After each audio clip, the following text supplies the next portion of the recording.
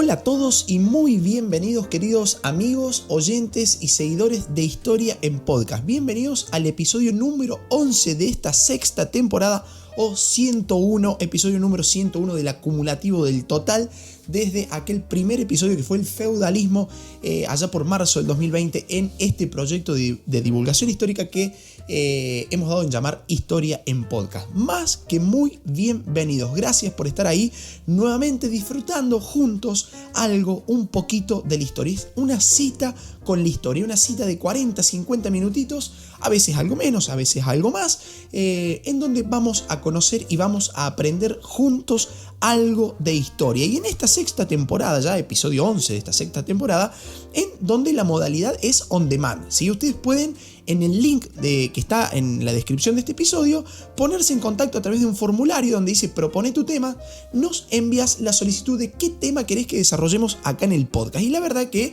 más que exitosa está siendo esta sexta temporada, ¿sí? Así que muchas gracias por escuchar y por proponer sus temas, porque los 11 episodios, salvo el número 100 que lo elegí particularmente en una ocasión muy especial, un tema que me enloquece, como lo dije en ese momento, que era la vida y la obra de Napoleón Bonaparte, el resto de los episodios han sido elección 100% de ustedes. Así que gracias por estar ahí nuevamente y gracias por, también lo digo, por proponer este tema que nos reúne hoy, que es uno de los más pedidos, ¿sí? Vaya pedazo de historia que tenemos por frente, pedazo de episodio que tenemos hoy, que es la historia de Japón. Vamos a estar hablando de manera así general, digamos, ¿no? Porque siempre hablar de historia de las grandes civilizaciones orientales es meterse en cronologías complejas, es meterse con nombres propios bastante difíciles. Entonces decidí, hace 20 días que vengo trabajando con este episodio, decidí reducirlo a modo general, como para que ustedes, como siempre digo,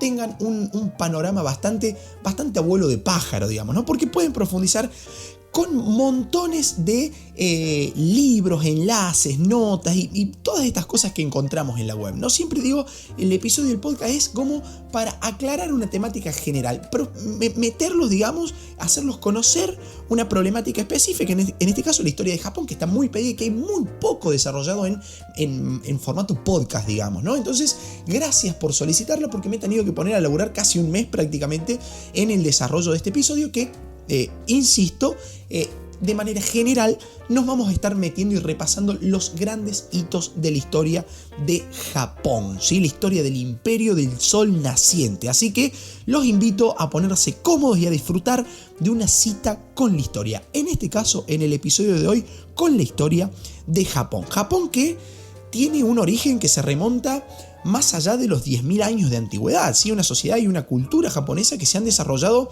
desde sus primitivos arrozales hasta convertirse en el paradigma mundial de la sofisticación tecnológica, ¿no? Lo que significa Japón actualmente, entendiéndolo en términos actuales, ¿sí?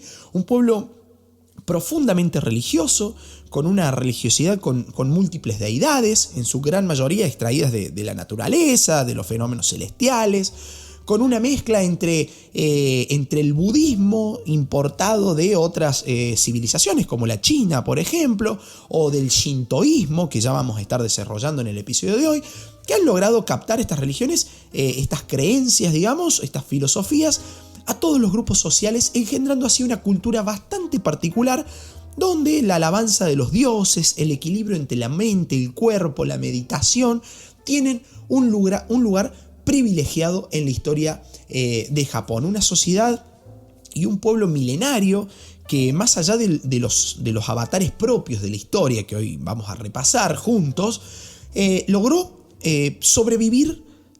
hacer sobrevivir a esas tradiciones clásicas. Y no en vano hoy, entre rascacielos y robots japoneses, se pueden seguir observando kimonos, budas, pagodas, ¿sí? Es decir, estamos al frente de una cultura milenaria que logró conservar su herencia a través de los siglos, como pocas civilizaciones han logrado hacer, ¿no? Y en eso las culturas orientales en general guardan un hilo conductor cultural que sobrepasa largamente a las culturas occidentales, culturas occidentales en donde mucho de lo que se escribe con la mano se va borrando con el codo, digamos, ¿no? Entonces, en esto lo oriental tiene esta mística, tiene esta cuestión de conservación de tradiciones, de rituales, de hechos culturales que son muy importantes a analizar y que en el día de hoy vamos a estar repasando juntos, ¿sí?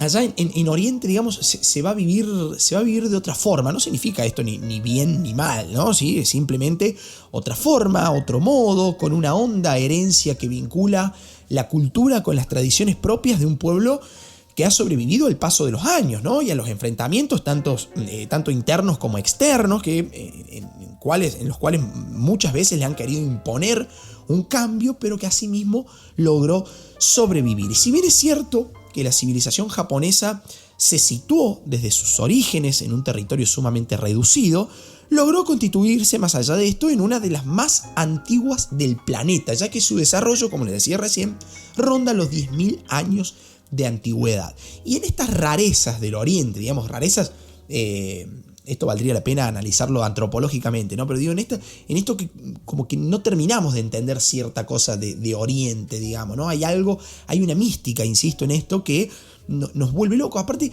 hay una parte de la historia mundial que está completamente centrada en Occidente, no en vano. Imagínense este mismo podcast, nomás episodio 101, y recién ahora estamos introduciendo un tema de cultura oriental, digamos, ¿no? Entonces hay como esta cuestión de la historia parece que la escriben los occidentales. Entonces hay algo ahí de misterio, un halo de misterio, de qué sé yo, de este misticismo, ¿no? Entonces que nos despierta esta curiosidad y que espero estar a la altura para poder desarrollarlo en este resumen que he preparado para el episodio de hoy. Y si hablamos de Japón, debemos hablar en primera instancia de su geografía, una geografía bastante, no es extraña la palabra, pero sí compleja al menos, porque Japón está formado por un ramillete de más de 3.000 islas en un sector conocido como el Anillo de Fuego del Pacífico. Y en su territorio predominan fundamentalmente las cadenas montañosas, a tal punto que más del 70% de la población japonesa se encuentra ubicada en los centros urbanos que se desarrollan sobre las costas del país. Y va a ser justamente esa cercanía al mar, la que le ha aportado a Japón una enorme riqueza económica, un gran intercambio comercial y cultural que asimismo no le entorpeció nunca sus ramas de producción autóctonas como la rama agrícola y la rama industrial, ¿verdad? De hecho, los inicios de la sociedad japonesa, y por lo tanto también de su historia, se remonta al Paleolítico, a la edad de piedra prehistórica. El desarrollo de Japón se puede dividir en tres grandes periodos prehistóricos, digamos, ¿no? Del Japón antiguo, vamos a decir. Del Japón prehistórico tenemos tres periodos. Una etapa paleolítica y precerámica, es decir, todavía no existía la cerámica. La aparición de la cerámica, recuerden, esto lo hemos hablado en varios episodios anteriores, la aparición de la cerámica va de la mano con el sedentarismo y con la aparición de la agricultura. Es decir, que si yo estoy hablando de paleolítico, estoy hablando de sociedades nómades y depredadoras, que todavía no tienen una producción, al menos a gran escala, de alimentos, ¿sí? Bueno, esta etapa paleolítica y precerámica va a ser previa al 10.000 a.C. en la historia de Japón. Posteriormente va a venir el periodo Jomon entre el 10.000 y el 250 a.C., ¿sí? Y por último el periodo Yayoi entre el 250 y el 250 a.C., y el 300 después de Cristo. Después de estos periodos va a sobrevenir la etapa Kofun entre el 300 y el 700 después de Cristo, la cual es considerada como la etapa de transición a la era histórica, ¿no? Entonces vamos a hacer un breve repaso por estos periodos prehistóricos de la vida de Japón, con mucha paciencia, con mucha tranquilidad, porque son nombres propios a los cuales nuestro oído no está acostumbrado, digamos, ¿no? Imagínense si nuestro oído no está acostumbrado, lo que me va a costar a mí pronunciar todas estas cosas que tenemos en el episodio de hoy, que insisto, he tratado de ser lo más generalista y breve posible para que ustedes se lleven un pantallazo general de la historia de Japón. Después cualquier duda, cualquier consulta, me escriben por nuestro Instagram, Historia en Podcast, ahí nos encuentran y me dicen: Luca, la verdad, me pareció buenísimo el episodio de Japón, o me pareció que te quedaste corto en esto, me pareció que debes estudiar japonés para poder pronunciar un poquito mejor las cosas, ¿no? Pero bueno, allá vamos, la invitación queda hecha para que se unan también a nuestro Instagram. Repaso entonces de las etapas prehistóricas de la vida de Japón. Hacia el 10.000 a.C. va a comenzar el periodo Jōmon, caracterizado básicamente por una economía de subsistencia, básicamente por la caza, la pesca, la recolección y una muy incipiente agricultura. Recién hacia el 4500 a.C. aparece la cerámica. Entonces ahí empezamos a tener algunas pistas de que la sociedad en Japón comenzó, o mejor dicho, la cultura japonesa prehistórica comenzó a tener ciertos rasgos de sedentarismo. Después de este periodo, los habitantes de Japón comenzaron a tener contacto con pueblos vecinos, sobre todo con la cultura china y la cultura coreana.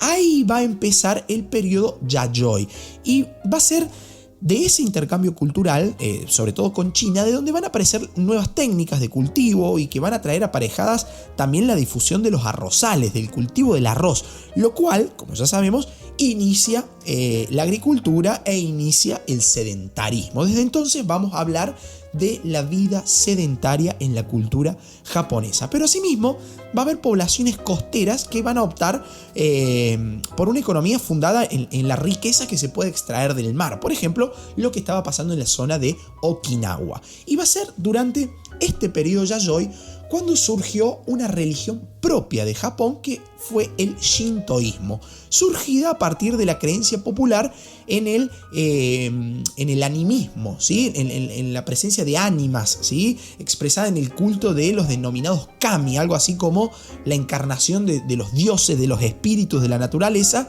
y también de los astros del cielo. Pero paciencia con el shintoísmo porque lo vamos a estar retomando hacia el final del episodio. Así que por el momento shintoísmo tómenlo como una religión, una creencia, una filosofía que surge propiamente en el Japón después de los contactos culturales que tuvieron los japoneses en la época Yayoi. Ya para el periodo Kofun, entre el 300 y el 710 después de Cristo, se van a comenzar a ver ciertas jerarquizaciones sociales y una dominación política bastante más consolidada. Recordemos que estamos en el periodo de transición a la etapa histórica. Durante este periodo va a ser en el cual se consolida un sistema de dominación basado en clanes familiares que van a establecer algo así como una amplia burocracia administrativa y un poderío militar propio, que va a ser esencial para entender uno de los puntos más relevantes de la historia de Japón, que va a ser el feudalismo japonés, que vamos a analizar un poquito más adelante, ¿no? En la religión de Yamato, por ejemplo, va a surgir durante este periodo Kofun una familia imperial que centralizó el poder de los principales clanes que existían en esta etapa, ¿sí? Que justamente va a ser esta que va a llevar el nombre de la misma región, ¿sí? La región de Yamato.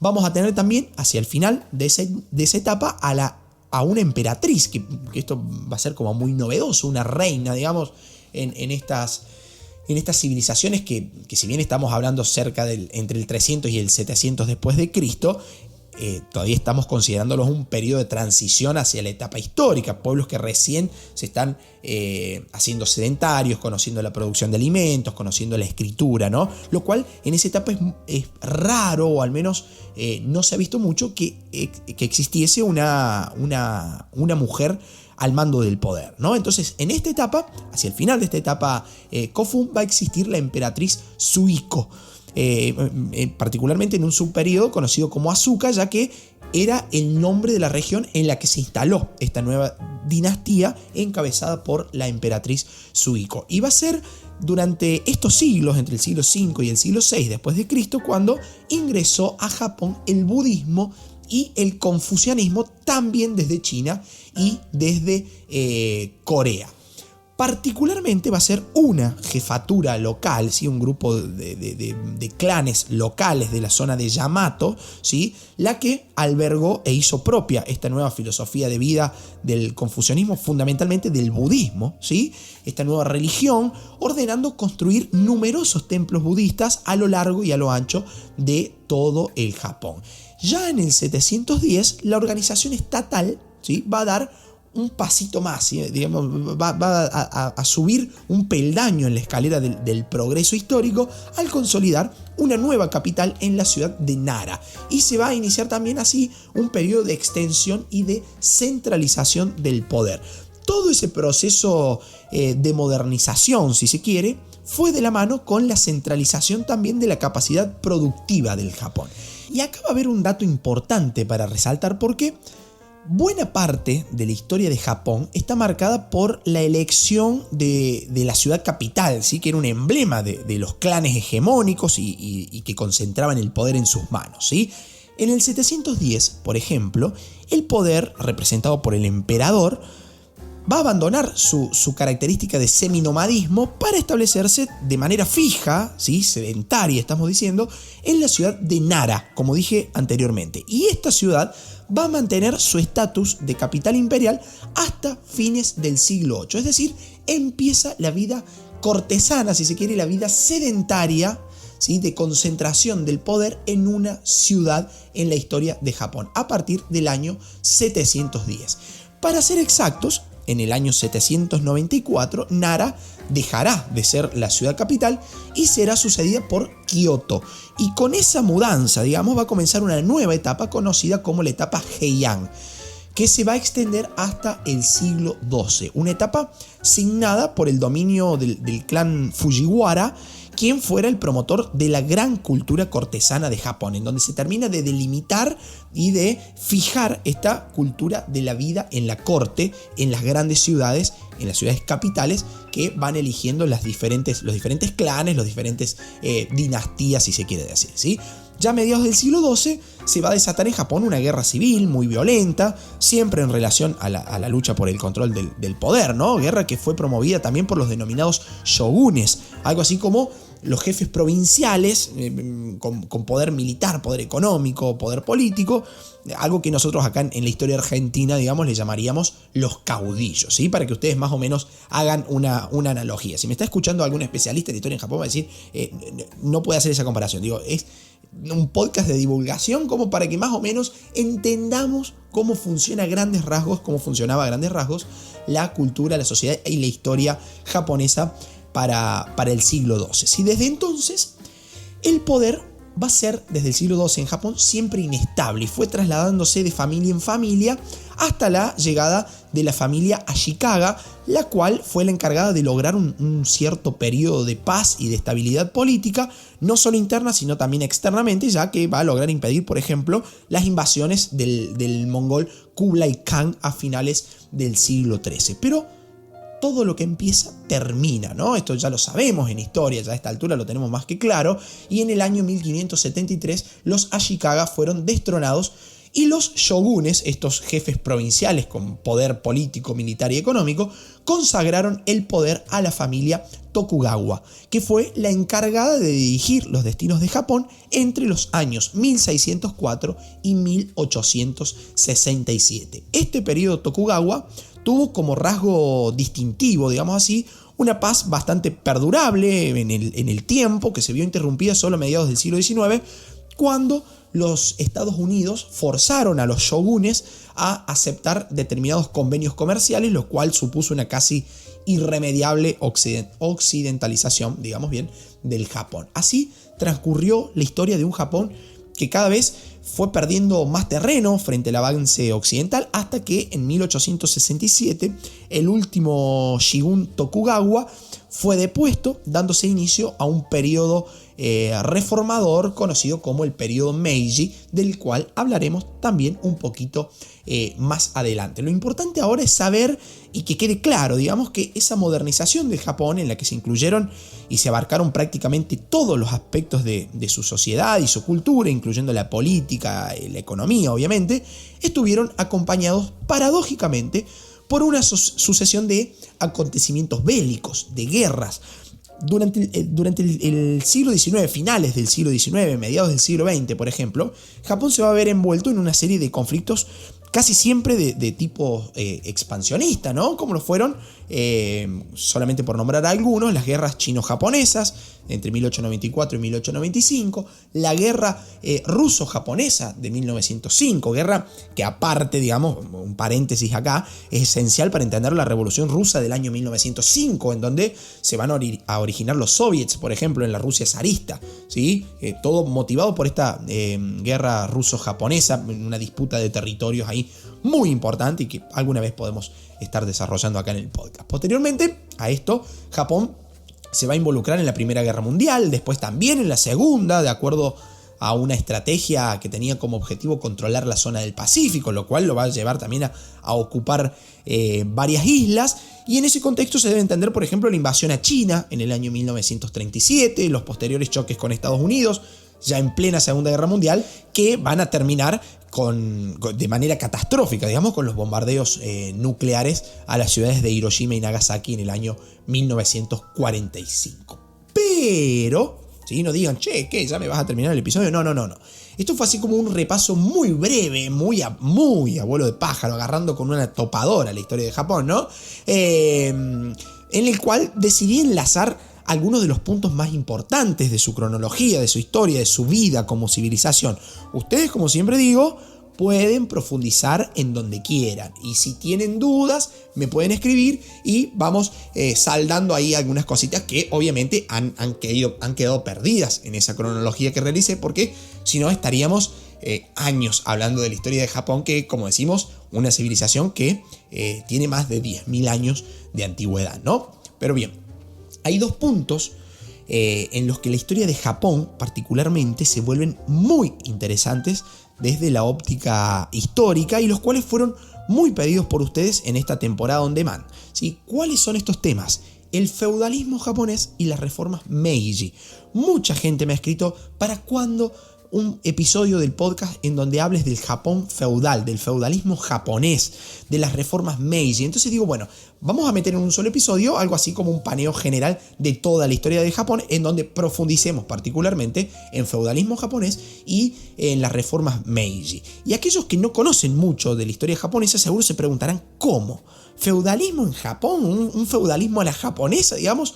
Sí. Sí, la respuesta es sí, y fue clave en el desarrollo del país y de su cultura. Por eso me voy a detener en primera instancia sobre este punto y posteriormente también en las reformas Meiji que, entre comillas, modernizaron, muy entre comillas debería estar la palabra modernizaron, al Japón, digamos, ¿no? ¿Qué es esto del feudalismo japonés? Bien, resulta que entre los siglos XII y XVII se desarrolló el periodo clásico del feudalismo japonés, un periodo marcado por cambios políticos, sociales y económicos de gran envergadura, de gran tamaño, ¿sí? de una importancia histórica muy grande para el acontecer del Japón, ¿no? Entre esos cambios sobresale el papel cada vez más importante de una aristocracia militar provincial conocida como Bushi. Ese era el nombre por el cual muy dignamente entre sí mismos se conocían a los que nosotros llamamos samurái. El término samurái fue una definición que otras clases sociales le dieron a este grupo, que comenzó a desempeñar funciones administrativas, políticas y sobre todo militares, desplazando paulatinamente a los sectores civiles. En términos económicos, el feudalismo japonés va a ser muy similar al feudalismo europeo y que nosotros ya desarrollamos en el podcast, de hecho fue el episodio número 1 de nuestro podcast.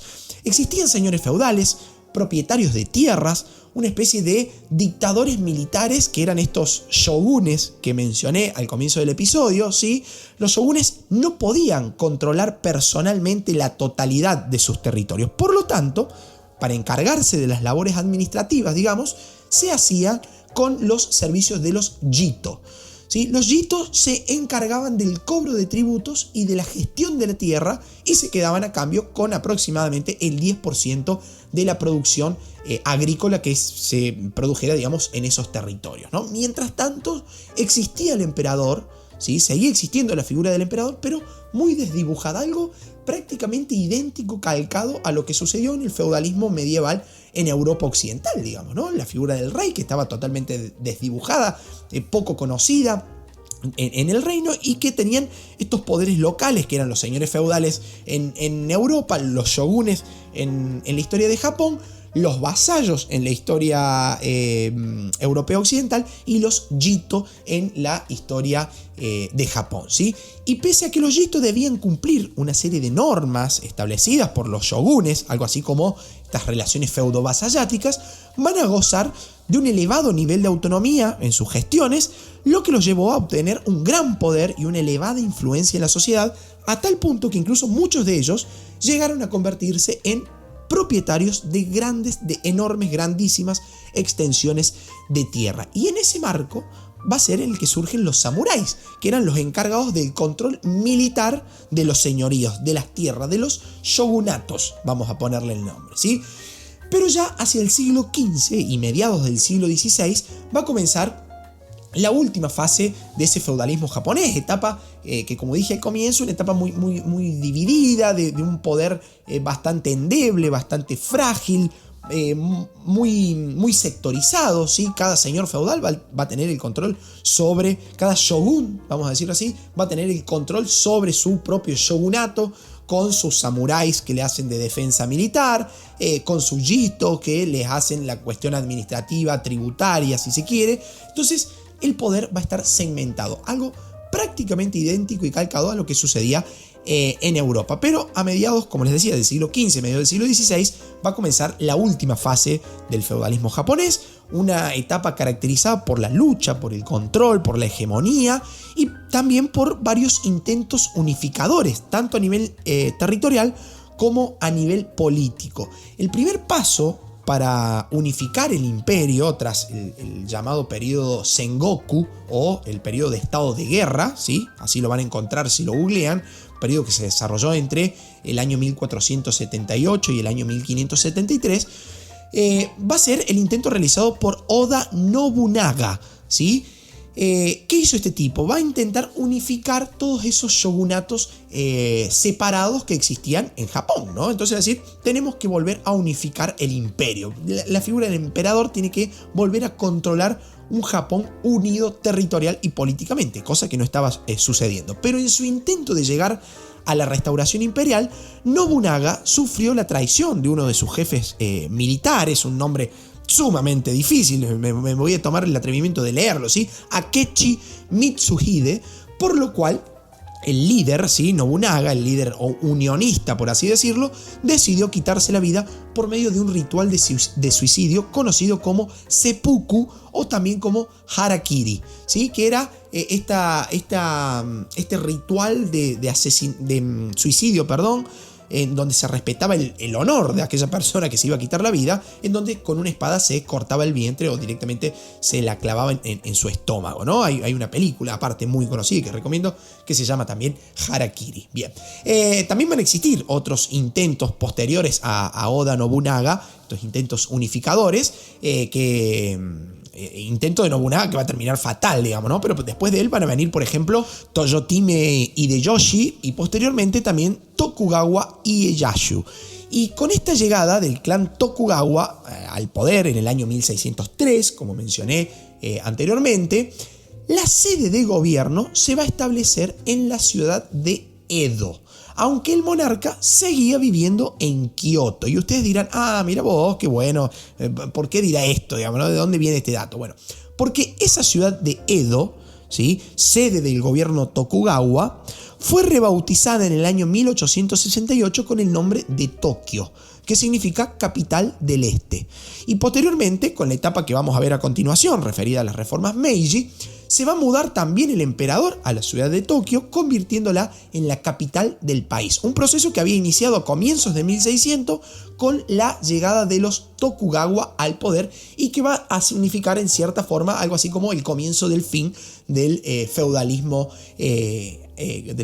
japonés, ¿sí? Ahora sí, ya con el final de este feudalismo japonés, que termina casi de igual manera que el feudalismo europeo, con un proceso de auge de la vida urbana, con la concentración del poder imperial en una gran ciudad y sobre todo en pocas manos, los señoríos feudales fueron poco a poco desapareciendo para dar origen a una era de grandes cambios en la historia de Japón, que fue la era de las reformas Meiji. Esta era Meiji fue la encargada de poner el punto final al Japón feudal y de dar también el origen al inicio de la modernidad en Japón, ¿sí? Las reformas en el plano político, por ejemplo, van a desmantelar la sociedad de castas, los privilegios de los samuráis, a la vez que impusieron un sistema político nuevo basado nada más y nada menos que en una constitución nacional y en la acción de partidos políticos. O sea, un paso mucho más adelantado de lo que significó el traspaso del mundo feudal al mundo moderno en la propia Europa occidental, ¿no? Al mismo tiempo, en estas reformas Meiji se va a comenzar a perfilar un amplio desarrollo industrial en todo el Japón que comenzó a catapultarlo como una auténtica potencia, sí, digo bien, digamos una punta de flecha en lo que es la cuestión del desarrollo industrial tecnológico de la historia de Japón. Y llegados a este punto, muchas son las comparaciones que podemos hacer entre la historia occidental y la japonesa. Japón se va a sacudir, digamos así, los últimos resabios del feudalismo de igual manera que sucedió en Europa. ¿Cómo sería esto? Explico.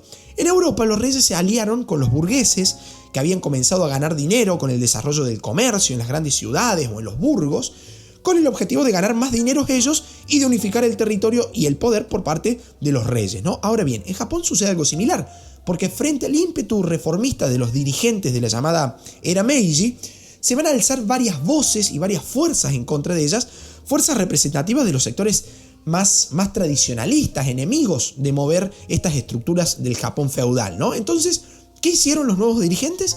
Se aliaron con los grandes banqueros de Osaka, de la ciudad de Osaka, para conseguir el apoyo económico necesario, mientras que por su parte los banqueros multiplicaban sus ganancias contribuyendo con este proceso industrializador del país y con el equipamiento del nuevo ejército y de la armada, que fueron sin duda los principales motores de la economía expansionista de la nueva etapa japonesa, ¿no? El ejército, por ejemplo, va a enriquecer su capacidad de fuego con fusiles, todo gracias al apoyo de los grandes banqueros que aportaron el capital necesario para estos adelantos bélicos, digamos, ¿no? Estos adelantos armamentísticos que le van a permitir al Japón modernizarse y luchar contra el poder de los samuráis. Y entre las primeras victorias del ejército japonés se cuenta la obtenida contra la revuelta antirreformista del año 1877, que logró liquidar de manera definitiva casi a la casta samurái. Y en este sentido de modernización, el ejército japonés se formó siguiendo los lineamientos de los ejércitos de Francia y de Alemania, ¿sí? Y comenzó a aparecer el sentido del nacionalismo, de la defensa de lo nacional, de lo que es único y común a todos los habitantes de un mismo suelo, de una misma nación, vamos a decirlo así, lo cual involucraba a todos los habitantes del país. Algo muy similar, insisto, a lo que sucedió en Europa con el surgimiento del Estado moderno. ¿Sí? Este sentimiento nacionalista, digamos, ¿no? Nos une esto de decir somos algo, somos franceses, somos alemanes o en este caso somos japoneses que luchamos contra estos tipos que sectorizan el poder, que lo embargan para sí mismos y lo usufructúan en base a sus propios intereses, ¿no? Ahora bien, ¿cómo fue posible que Japón se quitara de manera tan rápida, tan elocuente, además de una manera tan estrepitosa, se quitara de encima al feudalismo? Algo que en Europa llevó 400 años más o menos, ¿no? Sin dudas, la madre de todas las reformas de la era Meiji, que significó el fin del feudalismo y la modernización del Japón, fue la creación de un ejército moderno. Y también fue una reforma audaz, diciéndolo así, ¿no? Porque había que enfrentar a estos temibles núcleos de samuráis y de nobles feudales que dinamitaban en cierta forma toda esta posibilidad de modernización política, económica y social, ¿no? Este ejército japonés va a lograr modernizarse gracias a la formulación de un servicio militar al establecimiento, mejor dicho, de un servicio militar obligatorio que en esos momentos logró reforzar los lazos de lealtad entre los mandatarios imperiales y sus súbditos. El objetivo era luchar por un enemigo en común en pos de un beneficio en común, ¿sí? Por otra parte, esta modernización militar a la manera occidental, digamos, siguiendo como modelo a Francia y Alemania, desarmó la fuerza y la capacidad de choque de los guerreros samuráis estrechamente ligados a lo más conservador de la sociedad japonesa. Por eso son tan estudiadas y tan veneradas casi, digamos, las reformas Meiji en la historia de Japón, por el gran salto que significó en su proceso histórico, salto que a Occidente le llevó casi 400 años realizar. Y un auténtico artífice de todo este proceso modernizador e industrializador del Japón fue sin duda también el emperador Mutsuhito, un ferviente reformador político y cultural. Mire, solo para ejemplificar, entre sus medidas más audaces, digamos, encontramos el ya mencionado traslado de la corte de Kioto a Edo, ¿sí? Este Mutsuhito fue el encargado de decir: si tenemos la sede administrativa en esta ciudad, también tenemos que tener la sede de la vida cortesana y del emperador en el mismo punto. Entonces trasladamos la corte de Kioto a Edo, ¿sí? Que a partir de ese momento tomó el nombre de Tokio. Este emperador Mutsuhito, como gran referente de las reformas Meiji, va a tomar también la iniciativa de una reorganización nacional que definió al Japón como una monarquía constitucional y parlamentaria, en donde el emperador era al mismo tiempo el jefe del poder ejecutivo y el jefe militar supremo, ¿sí? Algunos en este punto, digamos, cuando hablamos de reformas Meiji, decimos que Japón está tomando como gran modelo a Occidente. Entonces, muchos podrán decir: se occidentalizó Japón, ¿no? Términos que podemos discutir, pero que, como veremos a continuación, con algunos ejemplos que voy a poner, yo pondría mínimamente en duda, digamos. A ver, Japón va a modernizarse, desde mi óptica, sin lugar a dudas, se va a modernizar, va a dejar atrás una etapa oscura, turbia, de luchas por la concentración del poder, de territorialización del poder, de segmentación del poder, de cero unidad política, administrativa, militar, ¿sí? Que fue el feudalismo japonés, igual a lo que sucedió en Europa, y lo va a terminar de manera abrupta, así revolucionaria, podemos decirlo, a través de una serie de reformas político-administrativas que fueron las reformas Meiji. Ahora, ¿eso significa que se occidentalizó Japón y que perdió toda su cultura y todo su trajín histórico y tradicionalista? En mi opinión, no.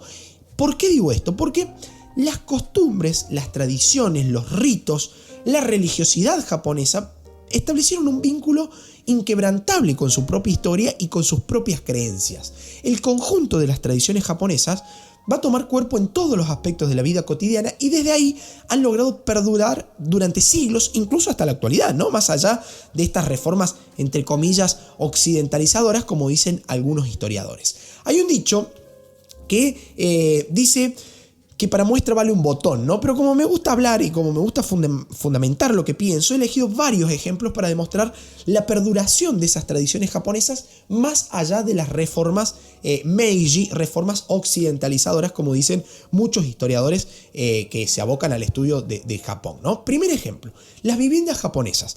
Tradicionalmente, las viviendas japonesas fueron construidas en función a una cuidada relación entre el individuo y la naturaleza, en la que el hogar debía contribuir a sostener el equilibrio físico y espiritual de su habitante, de su morador, ¿sí? Desde tiempos remotos, los japoneses recurrieron a la madera como el elemento base para la construcción de sus viviendas, con sistemas de cerramientos corredizos para poder hacer más funcionales los espacios y modificarlos a su antojo cuando sea necesario.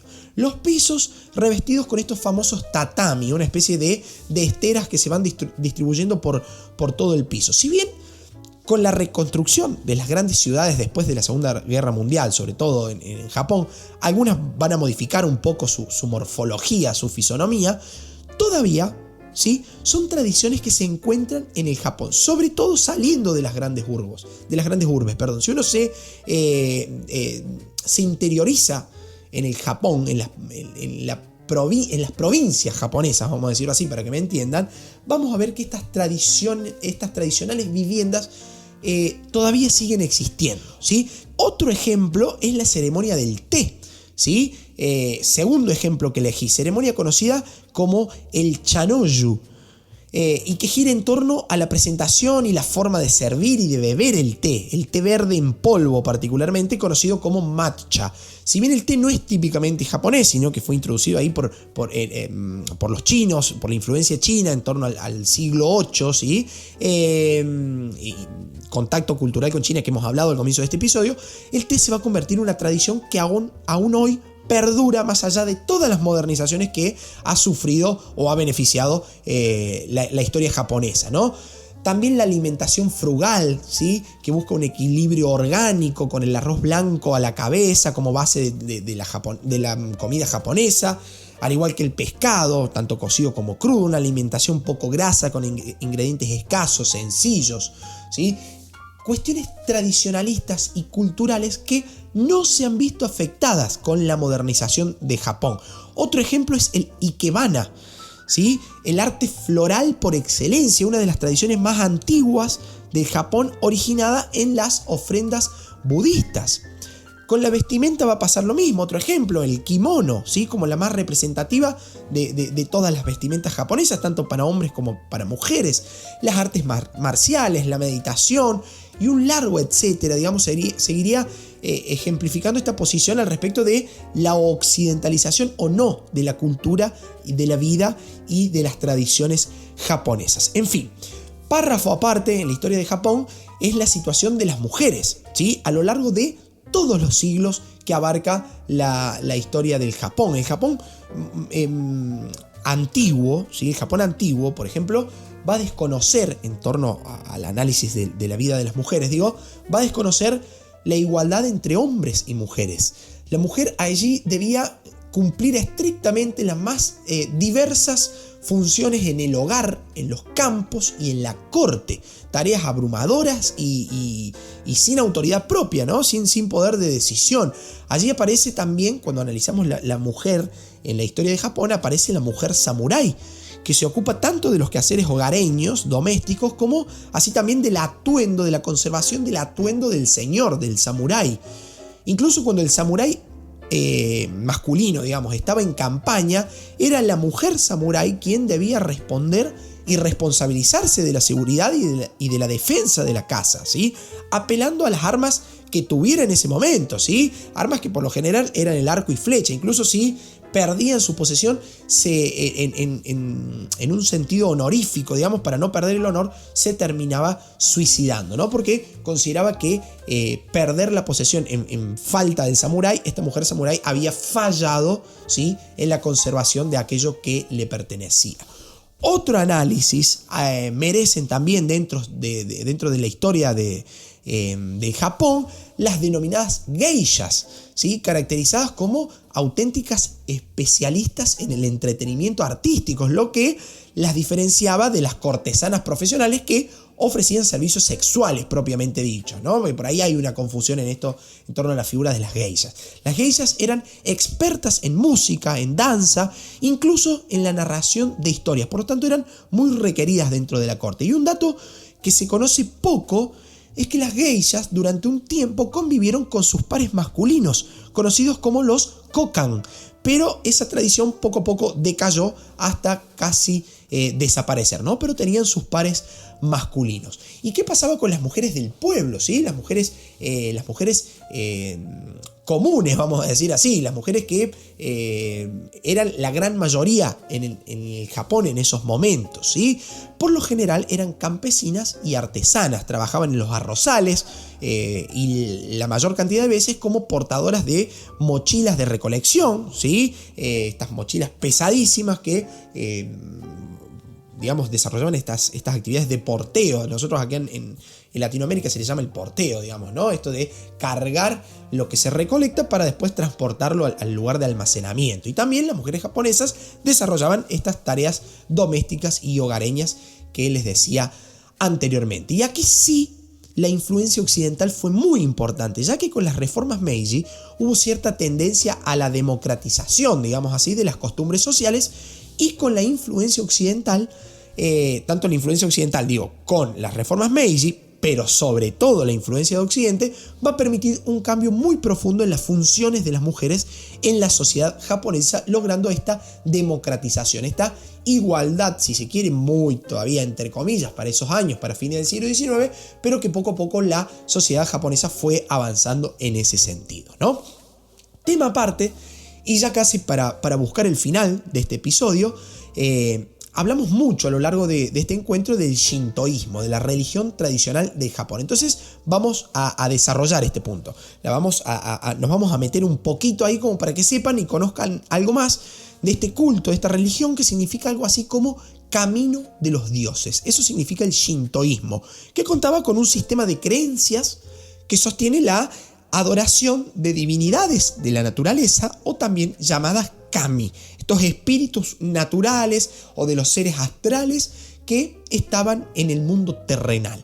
El shintoísmo tiene sus propias capillas, sus propios templos, sus propios rituales de culto a cargo de sacerdotes, y que quizás su símbolo distintivo es el tori. Toris, si ustedes lo googlean con doble i al final, tori,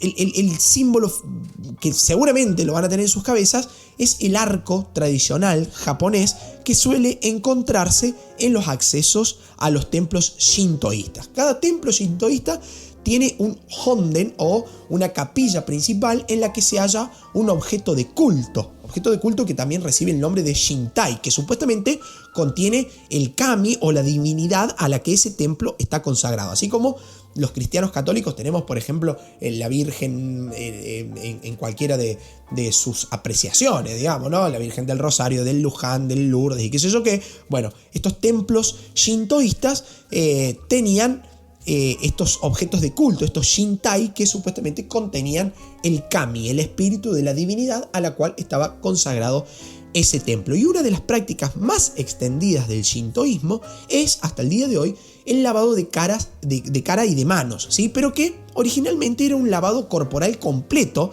en las cercanías del templo, porque todos los templos estaban cercados por agua, porque la imagen del agua tradicionalmente, milenariamente en el Japón, va a tener este simbolismo de ser el elemento revitalizador, purificador, ¿no? El agua purifica. Entonces, en torno a los templos estaba el agua, y allí se lavaban los cuerpos como ritual purificador, sanador, si se quiere, que representaba este conjunto de ritualidades, de ritos del shintoísmo, ¿no? ¿Sí? Ese baño que posteriormente, con el paso del tiempo, esa práctica va a derivar en el mero lavado de manos y cara en una instalación especialmente dedicada a eso dentro del propio templo, del propio santuario, ¿no? Ese rito se va a conocer como misogi.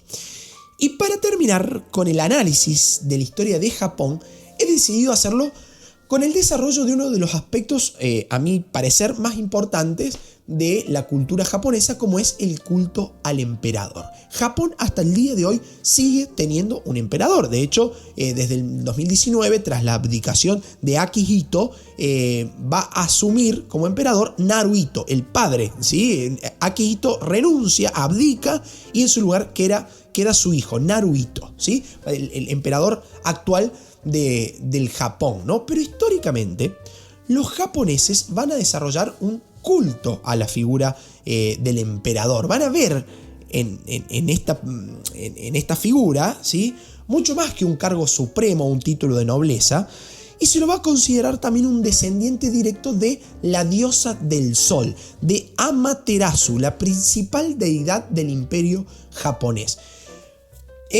Pero con las reformas Meiji y con la consagración del shintoísmo como religión oficial del imperio, la figura del emperador como divinidad celestial va a ser desplazada para ser colocada como un ser terrenal, ¿sí? Igualmente va a seguir siendo una figura de culto, aunque ya sin considerarlo descendiente de la diosa Amaterasu. Lo dije casi en italiano, ¿no? Amaterasu, no, es Amaterasu, así como suena literalmente. Lo googlean de esta forma si quieren conocer un poquito más, y sépanme disculpar, más allá de la disfonía que estoy teniendo, porque me está matando la verdad la garganta, la cuestión de la dicción, digamos, ¿no? La dicción de estos nombres propios que son bastante complicados, ¿no?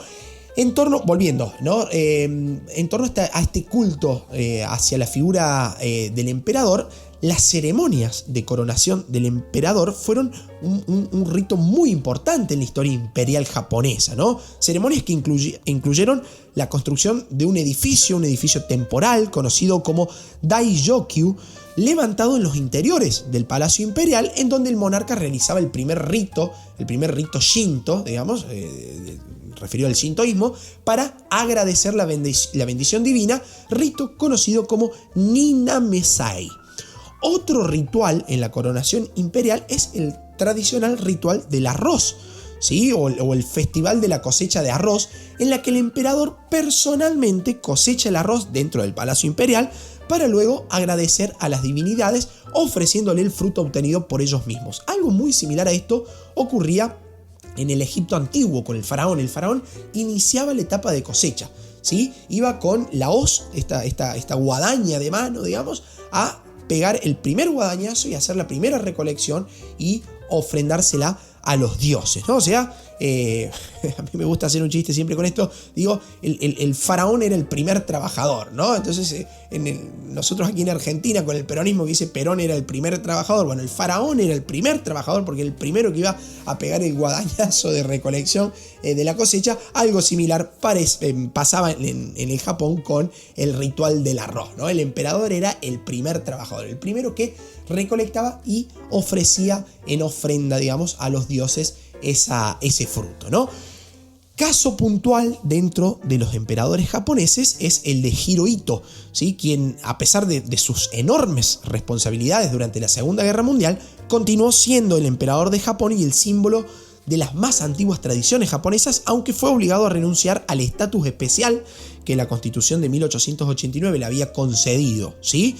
Había asumido en el año 1926 y falleció en el año 1989. Hirohito, que no quería rendirse en la Segunda Guerra Mundial, duro de reconocer la derrota, hasta que terminamos con estas catastróficas bombas de Hiroshima y Nagasaki en el año 1945. Japón, que le pusieron dos bombas que lo destruyeron, ¿sí? En el 45, y en el traspaso de apenas 30-40 años termina convirtiéndose nuevamente en una gran potencia industrial, tecnológica y de la más alta performance a nivel industrial e internacional, ¿no? O sea, un Japón que nos deja unos mensajes ahí muy profundos y que bueno, espero haber estado hoy en este episodio a la altura de lo que ustedes me han estado pidiendo. Un repaso general de la historia de Japón, con nombres muy difíciles, con cronologías por ahí medias complejas, pero que bueno, he decidido resumir en este episodio, que la verdad no sé cuánto durará, pero debe estar en torno a los 45 minutos,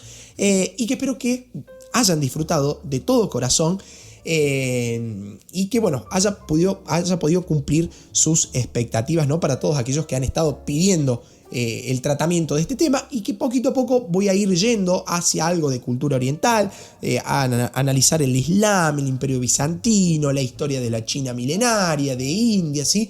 Cosas que de Rusia también. Entonces, poquito a poco nos vamos a ir metiendo también en algo de cultura oriental, porque eso es lo que ustedes están solicitando. Igualmente, si quieren a cualquier otro tema, se meten en el link que está en la descripción de este episodio y me dicen, mira, preferiría, completan el formulario, preferiría que hablaras de tal tema. Leo completamente todos los mensajes que llegan ahí, a esa planilla, o que llegan también a mi Instagram, ¿sí? Historia en Podcast, en donde pueden conseguir los libros de la temporada 1 y 2. Hemos estado recibiendo en estos días la tercera edición ya de los libros, así que pueden contactarse y colaborar también de esa forma con este proyecto de divulgación histórica gratuito que es Historia en Podcast. Y si quieren colaborar por otra vía, pueden hacerlo a través de Cafecito, en donde donan simbólicamente un café, ¿sí? El valor de un café hoy en Argentina, que son 100 pesos. Pueden donar desde 100 pesos el monto que ustedes prefieran, y si nos escuchan desde el exterior, a través de PayPal también pueden hacer el donativo que consideren oportuno y necesario. Y si no, más que agradecido que estén desde el otro lado. Los que se preguntarán cómo hacemos para colaborar, en el link que está acá en la descripción del episodio encuentran todo: donativos, acceso al Instagram, acceso a nuestro canal de YouTube, formulario para pedir temas, todo lo que quieran. Queridos amigos, espero haber complacido sus intereses históricos sobre el desarrollo de la historia de Japón. Los espero, como siempre, en un nuevo encuentro con la historia aquí en Historia en Podcast. Hasta un próximo encuentro. Chau.